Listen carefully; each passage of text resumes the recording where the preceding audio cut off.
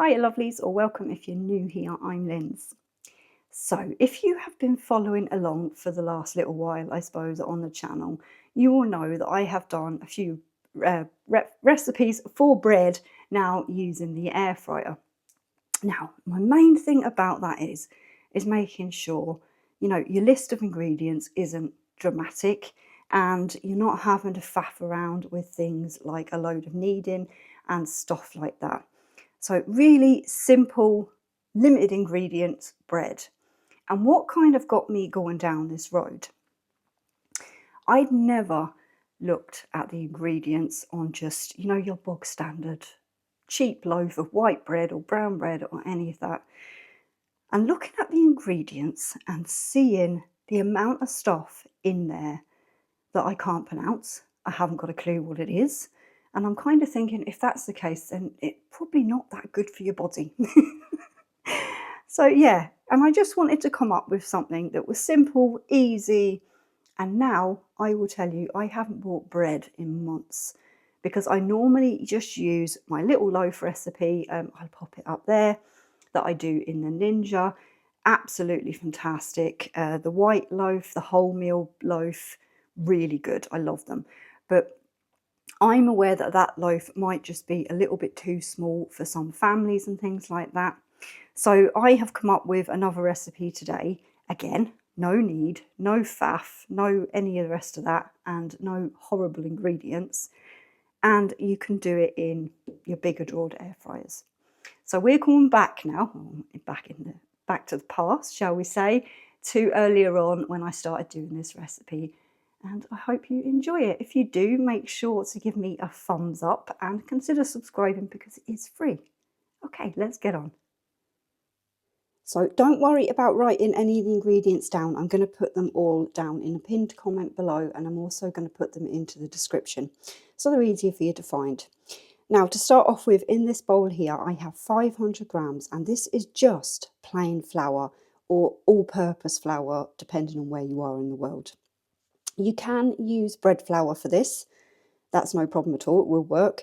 This will not work with whole wheat flour or gluten-free flours, okay? Because the two of them, well, for a start, whole wheat flour needs a lot more liquid. Gluten-free flour, I'm still working on a recipe for that. Let's just put it that way. So in here, I am adding, this is just plain table salt. If you want to use kosher salt or any of them things, you work away and you use them. So as I said, I write everything down, but this is just 2 teaspoons of table salt. And what I'm going to do is I'm just going to mix that through because I don't want that kind of sitting directly with my yeast. Now, for my yeast, this is Aldi's, and these are packets of just your straight fast action yeast, as it says on the packet, I suppose. They come looking like this. Now, there's 7 grams in each one of them packets. I don't use it straight out of here. I got myself a nice little, I just picked this up in one of the cheap shops, to be honest. I empty all my yeast out into one of these containers here, and I keep it in the fridge because it lasts an awful lot longer than just if you keep it in the cupboard in the packet. So it's just a little bit of a tip. And as I said, this isn't, you're not using a whole 7 gram packet. You're only using 1. No, you're not for this recipe. This is double. You're using 2 for this recipe. So 2 teaspoons of active dry yeast. Now, because I keep this in the fridge, I am going to leave this while I'm waiting for my water to cool down. Now, in this jug here, I have 2 teaspoons of sugar. It's important when you're doing a no-knead recipe, you need the sugar. So I'm sorry for anybody that maybe can't have that. You maybe could replace it with honey. I'm not sure. We might have to experiment with that down the line. But 2 teaspoons of sugar, just white sugar, and 400 mils. Now, I've took this out of the kettle. It melts the sugar in with the water. It just saves, an extra bit of a step. And I've just found that's what works best for me. I don't recommend anybody using water straight out of your hot tap unless it's filtered in some way. where I am now, my water gets heated in a copper tank, and if you've ever seen the inside of one of them copper tanks, you will know not to ever use the hot water that comes straight out of the tap. So boiled water, 2 teaspoons of sugar, and I am going to leave this to cool down. Now you don't want it too hot or you're going to kill your yeast, and you don't want it too cold or it's going to slow down your rising sort of action that we will have going on. So basically we are just leaving this. Now I have found a sweet spot somewhere in between 35 Celsius and around 40. You definitely don't want to go any higher than 40 Celsius, but basically I just leave it until it gets to sort of like, you know, that it's touch okay. It's not burning you, but it's not too cold. So I'm going to come back. It'll only take maybe 5 or 10 minutes, and that allows that yeast to come up to room temperature as well because it's been in the fridge. So I'll come back when that's kind of cooled down a wee bit and we'll get on with it. Okay, so my water now, I've just checked it with the temperature thing. I normally just go by how it feels. It's down to 38 degrees Celsius if you want to go by that. Now this here is called a Danish dough whisk. You do not need anything like this. This is just something, and I'm going to prove a point. And for anybody that skipped forward are going to be saying to me, you're using the wrong end. Basically, if you've got anything that looks a little bit like that, or the end of a spatula or something, this will work. And I'm only doing this just to prove a point, I suppose. So basically, we're just give that a little bit of a mix. We're just going to go in with that water, just throw it all in. There's no finesse. And we're just bringing it all together. Can you see the way that started to foam a little bit? That means that my yeast has started to activate. So there we go.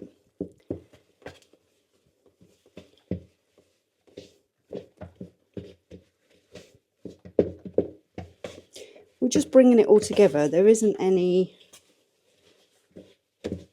you know, right or wrong way, because basically this is the hardest part of the whole recipe, really, apart from the wait time. I think I had some comments on one of my bread videos. Oh, that takes a long time. Well, you know, you have a recipe that you don't really need to do too much with. There's no nasties in it like there is in shop bought stuff. And that's that, really. We're just basically incorporating it all just to make sure there's no dry pockets. And in a way, using the back of the kind of your spatula or something is easier than trying to get it out of the end. So, yeah. This doesn't need to be perfect. That'll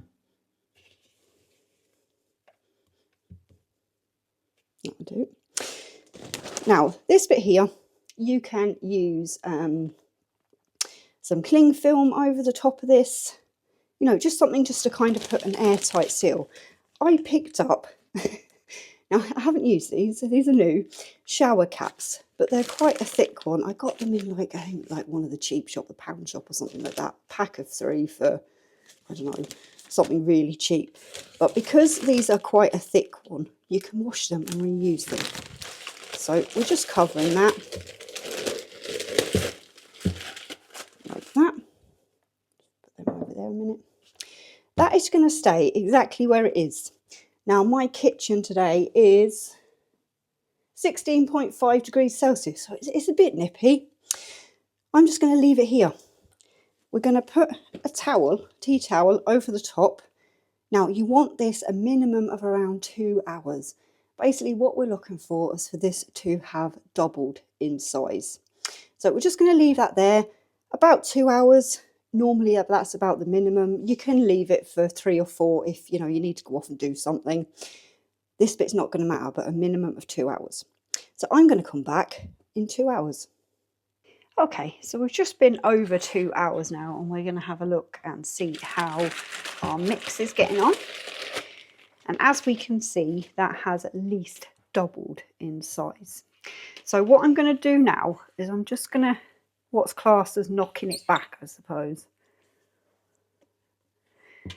Now, I am using this dish here today. Now,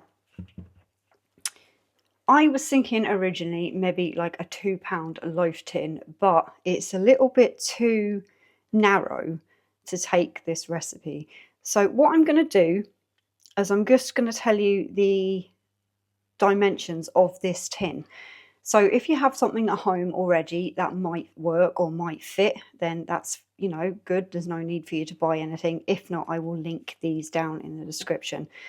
So in length, this is 23.5 centimeters.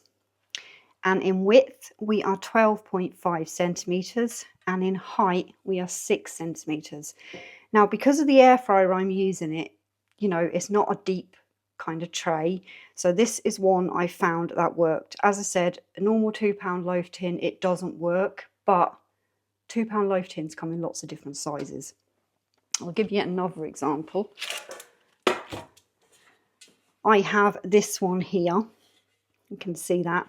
I can't find a link for this anymore. They've stopped selling it, which is a pity because it is a really good tin. But again, you know, as long as it's something in and around that and in and around that size, your height is what's important here, because you don't want it touching the heating element in the air fryer. So basically what I'm going to do just with this now is we're going to, am I in frame? We're going to take it out of here. Oh, and the reason I have lined my tin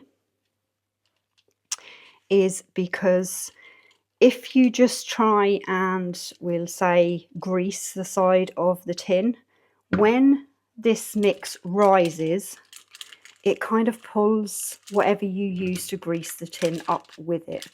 So it doesn't really work, and you just get a strange crust sort of on the tops. Now this is a bit of a fiddly bit, but we just want to try and level this out. If I'd have poured that in there properly, it would have been a bit better.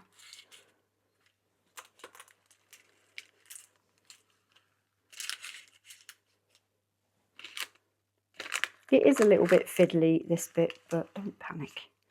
Just take your time and yeah.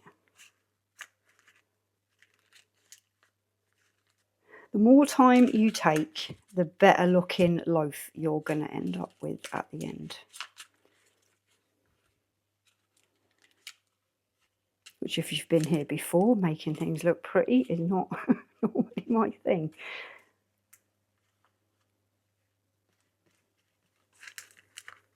Now it will push itself out a little bit anyway, because it has to do another bit of a rise.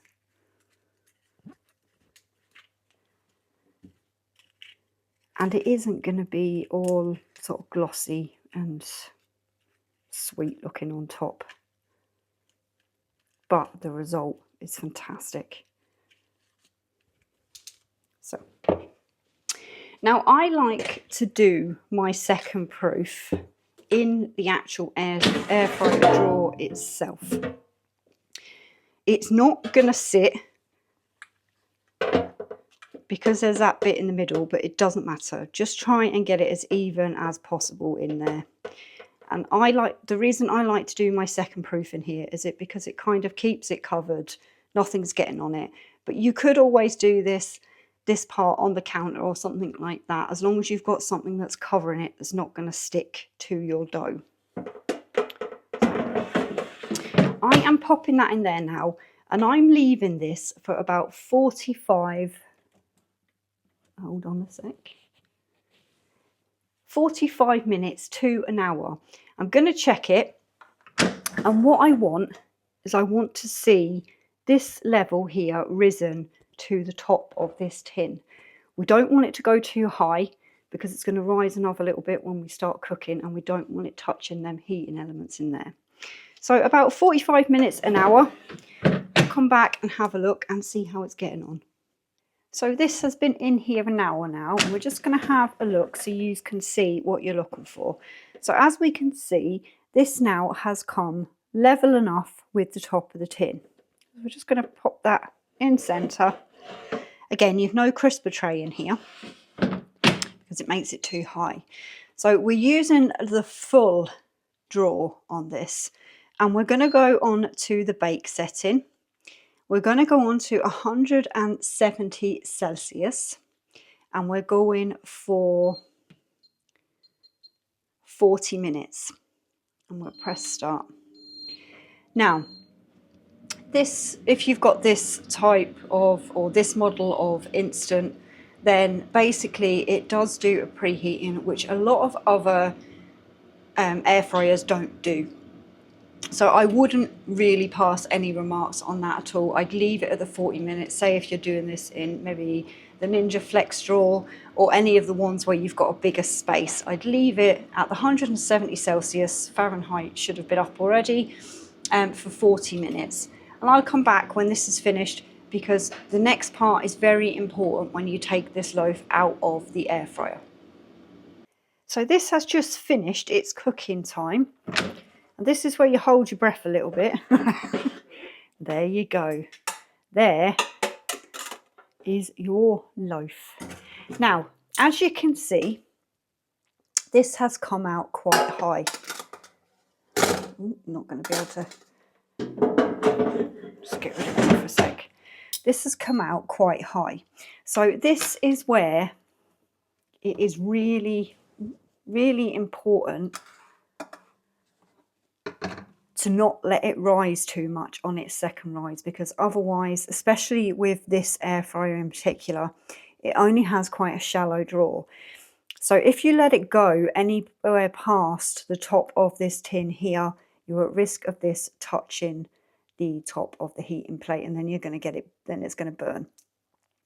With this now, as we can hear, that is quite hard. This is where the trick comes in.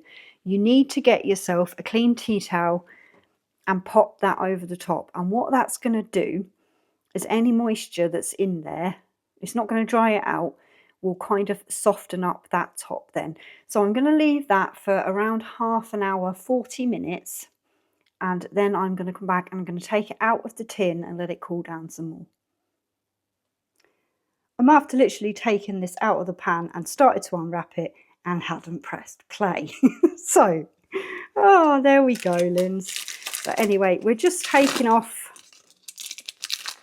the paper.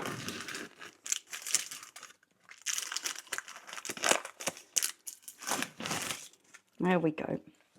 Now, we are coloured under there. We're definitely cooked. You just give it a bit of a knock and you can hear that hollow sound. So that there is my loaf of bread. That is going to make some lovely slices ready for things like sandwiches. I am going to come back. This still needs a little bit more time to cool down.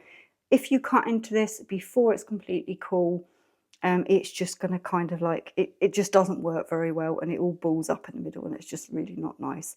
So I'm going to leave this again, just going to throw the tea towel back over there, leave it again on the counter for maybe another half an hour or so, and then when we come back, we'll cut into it, we'll give a piece a little bit of butter, and we'll give it a taste test.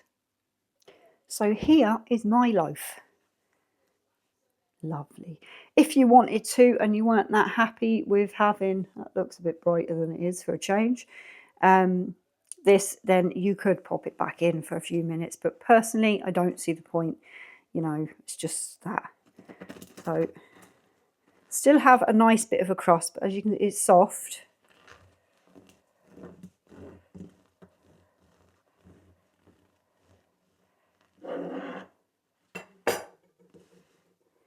And there we have a really nice crumb with some air holes in it bread. I am so happy with this recipe and the way it's come out. As I said, there's only a couple of things to watch for, and that's just making sure that your rise isn't too bad or isn't too high in the air fryer that it's going to touch the top. It's so soft. We'll have a doorstep size bit. But look at that. It's fab. Okay. Now I got told off in one of my other videos, quite a few times actually, about not using real butter. So I have real butter today. What's this one? Lakeland Dairies. Basically, I found somewhere online that I can get these individual little portions, and I can keep them in the freezer then and just pull one out when I need it. You know, it takes 5 or 10 minutes. These haven't been out that long. 5 or 10 minutes just to come to room temperature, which this one hasn't, but look, we'll persevere. How embarrassing. Look, it's happened to all of us. And because the butter's not soft enough, it's just breaking the bread, because that's how soft the bread is, not how hard my butter is. Oh, that looks terrible. Who cares, right? That'll do. And I have somebody else beside me that would love a little bit too, so.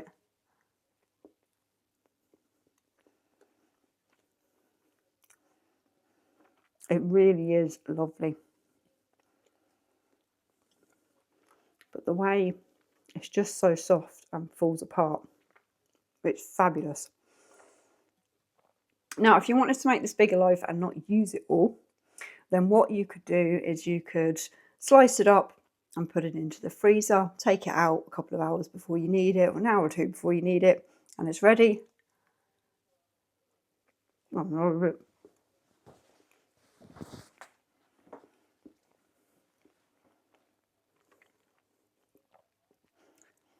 That there for me is the reason I'm not buying bread anymore. So lovelies, as long as you kind of follow everything I've done in this video, then you should come out with something as fabulous and as tasty as that. That is it from me for this video. Side note, I am having a little bit of a problem standing up for too long because my back's playing up. So that is why a lot of this video, it was just kind of hands more so than me. Please have a go and let me know down in the comments if you do. Wherever you are, I hope that you have an absolutely fantastic day. I know this has been a bit of a longer video. Thank you so much for spending time with me in the kitchen. For now,